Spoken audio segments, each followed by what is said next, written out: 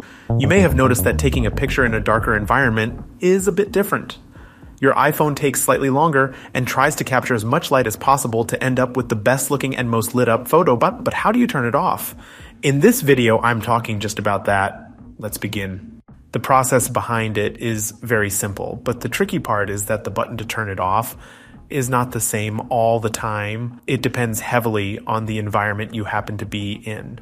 And in fact, it doesn't even use the same sensor to find about the current conditions. It only looks at the image it can see through the lens.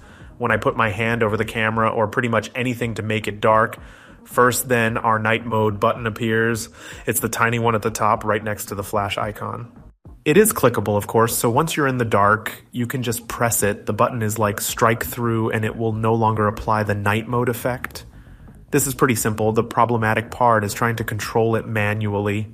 Well, the night mode works in a way that it takes longer to capture an image, and during this time it takes in as much light as possible, and the amount of time differs. It can be 1 second, it can be 10 seconds, or anything in between, and you cannot really control it, only to a certain degree. During normal conditions, meaning daylight, you can only add 1 additional second of time for the photo.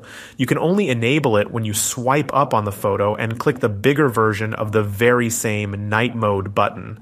Once you open it up, you get a slider at the bottom of the page, and you can slide it to the right to add more time.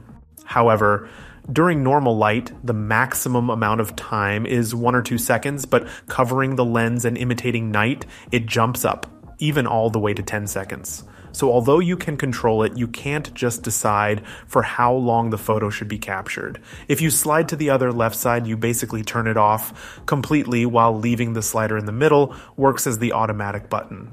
So you pretty much just let your iPhone decide what the best settings are.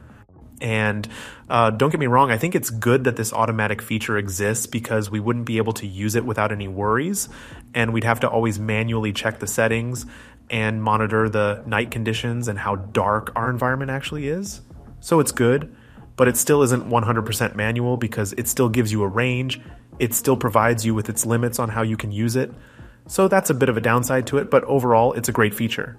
So this was the way how you can turn it off or how you can use it productively exactly the way you want. And that's about it from me. For more tutorials like this one, make sure to subscribe to the Foxtecc YouTube channel.